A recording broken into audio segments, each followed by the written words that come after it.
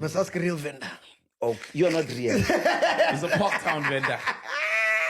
You're a podcast vendor. Pot vendor. Or you're the vendor of the vending machine. Yes.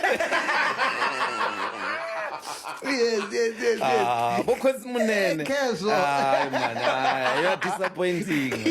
Where's the pride? Do you know Venda is a very important language? Yeah. It's possibly one of the most cosmopolitan. Because incidentally, I started to think about this very, very strongly. Do you, Saul, have the name for gold in isiZulu? Oh, yeah. I spoke to them about this a few weeks ago. I did on the podcast. Do you have but the the name? vendors do. Remember Yeah. the Empire of Mapungube? It was That vendors. tells you because Tulamela, Yeah.